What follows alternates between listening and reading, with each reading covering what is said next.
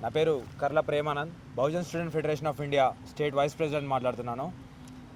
ఈరోజు మీడియా మిత్రులను పిలిచి ఉస్మానియా క్యాంపస్లో ప్రెస్ అటెండ్ చేయడానికి కారణం ఏంటంటే, రైట్ టు ఎడ్యుకేషన్ ఆర్టీఈ చట్టాన్ని తెలంగాణ ప్రభుత్వం ఎందుకు అమలు చేస్తలేదు, అసలు చట్టం ఏం చెప్తుంది, వీళ్ళ పరిపాలన ఎట్లున్నది. చట్టానికి ఎవరు అతీతులు కాదు. It may be Revanth Reddy or everybody in the cabinet or anyone minister, ఎవ్వరు కూడా చట్టానికి లోబడి పనిచేయాలి. కానీ మన విద్యాశాఖ మంత్రి ఎవరైతే ఉన్నారో ఆయన ఏమని పనిచేస్తుండు, ప్రైవేట్ వ్యవస్థకు పనిచేస్తున్నాడు. గవర్నమెంట్ స్కూల్స్ దాన్ని బాగు చేయాల్సింది పోయిన విద్యాశాఖ మంత్రి గారు గౌరవ రేవంత్ రెడ్డి గారు, మీరు ప్రైవేట్ స్కూళ్ళలోకి పోయి ప్రైవేట్ వ్యవస్థను మీరు బలోపేతం చేస్తున్నారు. ఇది దేనికి సంకేతం? మీకు పన్నులు కట్టేది ప్రైవేట్ వ్యవస్థలా లేకపోతే తెలంగాణ ప్రజలని ఈ సందర్భంగా నేను అడగదలుచుకున్నా. రెండో విషయం ఏంటంటే, రైట్ టు ఎడ్యుకేషన్ చట్టం ఏం చెప్తుంది? According to article 21A of Indian constitution, every child from 5 years to 14 years must have free education. అంటే ఉచిత నిర్బంధమైన విద్యను అందించాలి. As a education minister of Telangana, you should be responsible for RTE implementation. కానీ మీరు ఏం చేస్తున్నారు? ఇవాళ ప్రైవేట్ వ్యవస్థను తీసుకొస్తున్నారు. ఎందుకని మేము ప్రశ్నిస్తున్నాం. ఇంకొక విషయము మీకు మీ దృష్టికి రాదలుచుకున్న ఏంటంటే, తెలంగాణ ప్రజల దృష్టికి ఏం తీసుకురావదలుచుకున్నా అంటే, విద్యా హక్కు చట్టం అనేది ఇది మన ప్రాథమిక హక్కు. ఇదే మనకు మెయిన్గా వయలేట్ అవుతున్న ప్రాథమిక హక్కు. దీనిపైన మనం స్పందించాల్సిన అవసరం ఎంతైనా ఉన్నది. ఇంకొక విషయం మీ దృష్టికి రావదలుచుకున్నది ఏంటంటే, రైట్ టు ఎడ్యుకేషన్ చట్టం ఏదైతే ఉందో ఆర్టీఈ జియో నెంబర్ 22 18/7/2017 ప్రకారం స్కూల్ బ్యాగులు 6 to 12 kgs ప్రైమరీ స్కూల్స్కి, 12 to 17 kgs హై స్కూల్స్కి ఉండాలి. ఏ డిఓ అయినా, ఏ ఎంఈఓ అయినా, ఏ ఎడ్యుకేషన్ మినిస్టర్ అయినా నాతో పాటు వస్తే తెలంగాణలో ఉన్న ప్రైవేట్ వ్యవస్థ, ప్రైవేట్ స్కూళ్ళన్నిటికీ నేను తిరగడానికి నేను సిద్ధం. నేను నిరూపిస్తా. మీరే పంపించిన జీవోల్ని మీరే పాటించకుండా ఉంటే ఇది దేనికి సంకేతం చేసుకోవాలి, దేనిమని అర్థం చేసుకోవాలి?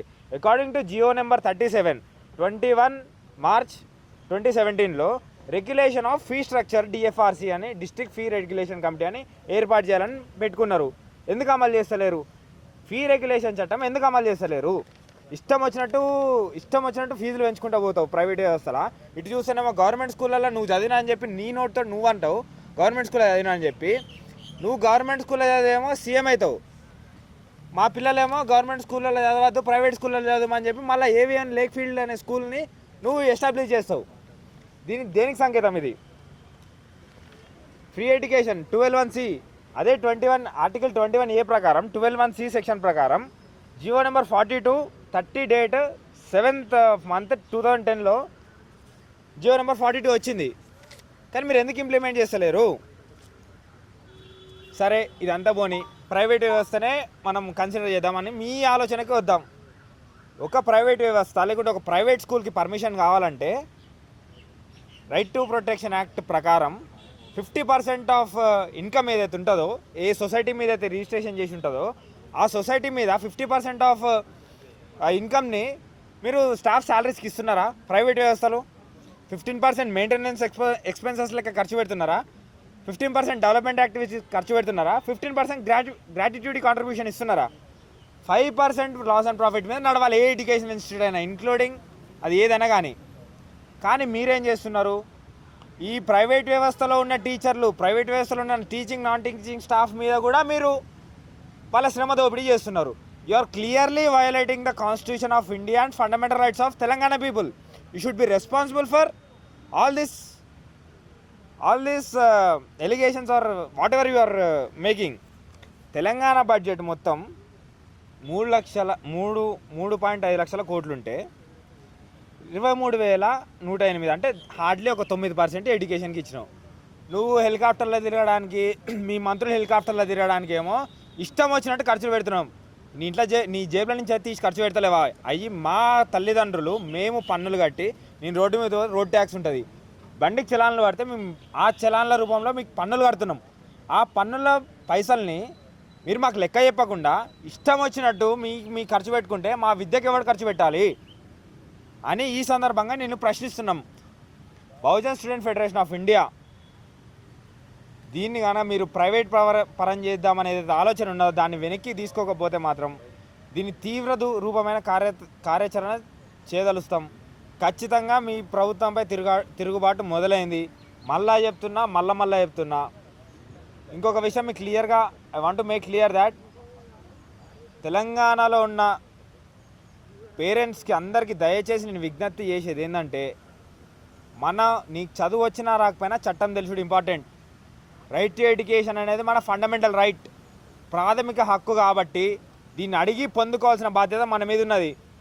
మళ్ళా మనము ఈ హక్కులను కోల్పోతే మాత్రం ఎవ్వరు కూడా ఏం చేయలేరు. మీ సంపాదనలో సగం జీతం ప్రైవేట్ స్కూళ్ళకు పోతున్నాయి, సగం జీతం ప్రైవేట్ ఆసుపత్రులకు పోతున్నాయి. ఇక మనం బాగుపడేది ఎప్పుడు? కాబట్టి తెలంగాణలో ఉన్న విద్యార్థుల తల్లిదండ్రులు ఎవరైతే ఉన్నారో దయచేసి ఈ విషయంపై ఆలోచించాలి. ఇంకొక విషయం నేను చెప్పదలుచుకున్నట్టు, CM Revanth Reddy, education minister Revanth Reddy from Osmania campus we're here by informed you that మేమేమి ఇన్ఫార్మ్ చేస్తున్నామంటే, మీరు ప్రజా వ్యతిరేకంగా ఉండి ప్రజాపాలన అనుకుంటే చెప్పుకుంటా తిరుగుతున్నారు ఏదైతే ఉన్నదో దాన్ని ఇమీడియట్గా ఆ గవర్నమెంట్ స్కూల్ని తగ్గిస్తా, లేకపోతే ప్రైవేట్ పరం చేస్తా అంటే మాత్రం అస్సలు మంచిగా ఉండదు. Bahujan student federation of India జిల్లాల వ్యాప్తంగా మీ పాలనపై తిరుగుబాటు చేస్తుంది. ఏ ఒక్క స్కూల్ని కూడా మూసేసినా నీకు చేతనైతే ఇంకొక 2 స్కూళ్ళు ఎక్కువ వేయించు. పేద పిల్లలు చదువుకుంటారు. పేదల ప్రభుత్వం, పేదల పెళ్లి దాన్ని పెద్ద పెద్ద పోస్టర్లు వేసుకున్నాడు కాదు. నీకేమైనా సోయి ఉంటే నువ్వు వచ్చి గవర్నమెంట్ని బలోపేతం చేసి నీ చిత్తశుద్ధి ఏందో నిరూపించుకోమని మీడియా ముఖంగా తెలియజేస్తున్నాను. జై భీమ్, జై భారత్. Thank you.